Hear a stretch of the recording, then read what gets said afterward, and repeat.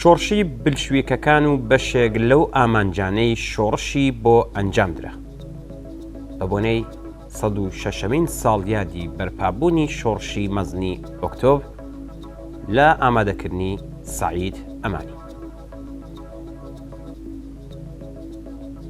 شۆڕشێکی ساڵی 1970 کە بە شۆڕشی ئۆکتۆبریش ناسراوە، قۆناغی دووەمی شۆڕشی رووسیە بوو کە بە سەرکردایەتی سەرۆکی بلشویکەکان ڤلادیمیر لێنین و فەرماندەی سوپای سووری حیزبی کرێکاران لیۆن ترۆتسکی و خەڵکی هەواداری حیزبەکە و کرێکاران لەسەر بنچینەی ئایدۆلۆژیای کارل مارکس ئەنجامدرا.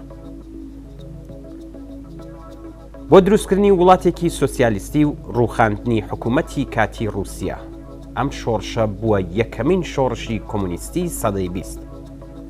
شۆڕشەکە بووە هۆکاری دروستبوونی یەکێتی سۆڤیەت کە یەکێک لە بەهێزترین وڵاتەکانی سەدەی 20 بوو. هۆکاری هەڵگیرسانی شۆڕش. سیاسەتی حکوومەتی ئەو کاتی رووسیا وڵاتەکەی بەرەو هەڵدێرێکی مەترسیدار برد. هاتوچۆ و پیشەسازی پاشەکشەی کرد و برسیەتی و مەینەتی خەڵکی زیاد کرد و بەرهەمهێنان 34% کەمی کرد.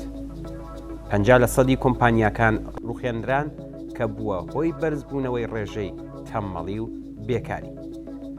نرخی خۆراک و پێداویستی ڕۆژانەش بە شێوەیەکی مەترسیدار زیادی کرد. کرێی کرێکارانیش 50% کەمی کرد وەک ئەوەی لە ساڵی 1913 بوو. قەرزەکانی وڵاتیش بەرز بوویەوە بۆ 50 ملیارد ڕوبڵ. دەستپێکردنی شۆڕش. لە 8 دوای 1970 کرێکارانی کۆمپانیای پۆتۆلیۆف لە پێترۆگراد واتە سانت پێترسبۆرگ مانیان کرد لە کارکردن. دواتریش لە 25 مانگ بوو بە مانگرتنێکی جەماوەری. لە 26 مانگ قەیسەر فەرمانی کرد خۆپیشاندەران بە فیشەک و چەک وەڵام بدرێنەوە. بۆ ڕۆژی دواتر هێزەکانی سوپا و قوتابیەکانیشیان ڕەتیان کردەوە دژی خۆپیشاندەران وەستنەوە و دەنگیان لە پاڵ خۆپیشاندەران. دوای ئەمەش حکوومەتی کاتی دروستکرا بۆ ڕێخستنەوەی وڵات، هەروەها بۆ ئەوەی قەیسەری ئەو کات واز لە دەسەڵات بهێنێت بۆ براکەی واتە میشێل. بەڵام ڕەتکردنەوەی واسێنان لە دەسەڵات بووە هۆی دروستبوونی کێشە لە نێوان کرێکاران و حکوومەتی کاتی. لە دەی 1970 دوای بەردەوامی خۆپیشاندان سەرۆکی سوپا تەقەی لە خۆپیشاندەران کرد. دواتریش تا دەهات بێلشیڤیەکان زیاتر تێکەڵی خۆپیشاندەران دەبوون لەگەڵ بوونی گەماڕۆ لەسەر شارەکە لەلایەن حکوومەتی کاتی ئەو کات بە سەرۆکایەتی گیۆرگی لێڤۆڤ و دوای ئەویش کرێنسکی سۆسیالیست. لە 16 سەی 1970 قەیسەر و خێزانەکەی دەستگیر کران کاتێک دەیانەویست کۆچ بکەن بۆ بریتانیا. لە 3 1970 ڤلادیمیر لێنین گەیشتە پێترۆگراد دوای دوورخستنەوەی بۆ سوئیسرا. دەستی کرد بە خوێندنەوەی وتار و بەڕێوەبردننی خۆپیشاندان. کرێنسکی سەرۆک بە فیشە گوڵامی خۆپیشاندەرانی دایەوە و 400 کەس بوونە قوربانی. هەروەها لۆمەی حیزبی بلشیڤیکی کرد و بڕیاری دەستگیرکردنی لێنین دەرچوو بۆ ئەوەی جارێکی دیکە دوور بخرێتەوە. لە 1/5/1970 لە گفتۆگویەکی ئاشتیانەدا وەزیری دەرەوە مالی کۆڤ ڕایگەیاند کە حکوومەتی کاتی دەیەوێت بەردەوام بێت لە جەنگ دژی لایەنەکانی جەنگی جیهانی یەکەم، هەرچەندە تا ئەو کات رووسیا براوە. لە ماوەی نێوان یەکەمین ڕۆژ بۆ 4م ڕۆژی مانگی 500,000 کەس لە پێترسبۆرگ هاوکات لەگەڵ کرێکاران و سەربازان بە سەرۆکایەتی بێلشیڤیکەکان دژی جەنگ دەستیان کرد بە خۆپیشاندان و بە پەیامی بڕوخێ جەنگ و هەموو دەسەڵاتێک بۆ سۆڤیەت. ئەمەش بووە کێشە بۆ حکوومەتی کاتی ئەو کات. لە 1/7/1970 لە سانت پێترسبۆرگ 500,000 کەس کۆبوونەوە بە هەمان دروشمەوە. لەگەڵ دروشمی بڕوخێ 11 وەزیری سەرمایهداری دواتر لە 17 مانگ خۆپیشاندان گرژی تێکەوتەوە و 56 کەس لە خۆپیشاندەران کوژران.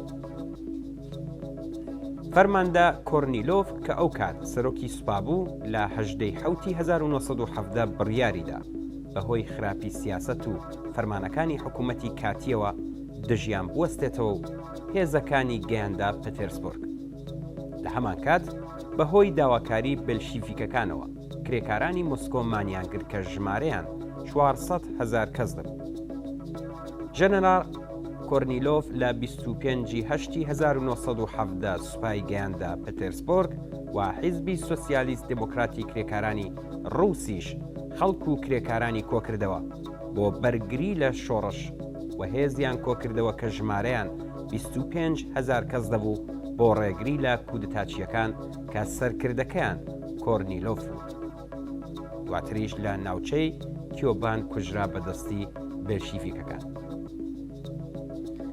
لە 31/8/1970 بلشیڤیکەکان بوونە هێزێک لە ناو نەبرێن، دواتریش دەنگدان کرا لە شارەکانی پریانسک و سەمارە و ساراتۆف و مینسک و چیەف و تاشکەند. لە 1/9/1970 لیژنەی ناوەندی بەڕێوەبردننی سۆڤیەت داواکاری لە 126 لیژنەی سۆڤیەتی ناوچەییەوە بۆ هات بۆ دەستگرتن بەسەر دەسەڵاتە. لە ڕۆژانی دواتر ملیۆنێک کرێکاری دیکە دەستیان کرد بە مانگرتن و لە هەندێک ناوچە دەستگیرا بەسەر بەرهەمهێنان بە تەواوی لەلایەن کرێکارانەوە. لە 1970 لیژنەی ناوەندی بلشیڤیکەکان بە دەنگدانی 10 بەڵێ و 2 نەخێر فەرمانی ڕاپەڕین بە چەکەوە شتێکە نابێت لێ ڕابکەین ئێستاش کاتی ئەوەیەی دەرکرد. کێرنسکی فەرمانی کرد بۆ چەککردنی بلشیوک و کرێکاران. لە 18 مانگیش سوپای حکوومەتی کاتی لە پێتێرسبورگ دژی بڕیاری سەرۆکی وڵات وەستایەوە و قبوڵی نەکرد. لە 23/1970 لە تالینی پایتەختی ئێستۆنیا خۆپیشاندان کرا. لە ڕۆژی 25 مانگ بەپێی ئەو پلانەی لەنین داینابوو سوپای سوور دەستی گرت بەسەر شاری مۆسکۆدا و توانیان دەسەڵاتی کاتی بشکێن و تەواوی کایەکانی حکوومەت بەدەستەوە بگرن. هەروەها هێڵە ئاسنینەکان و نووسینگەکانی پۆست و گەیاندن و تەلەگراف و بانک و بنکەی کارەبا بەبێ تەقاندنی فیشەکێک دەستیان بەسەرداگیرە. لە شەوی 25 و 26 مانگ بلشیڤیکەکان دەستیان گرت بەسەر کۆشکی زستاندا کە کۆشکی قەیسەر بوو لە سانت پێتێرسبورگ.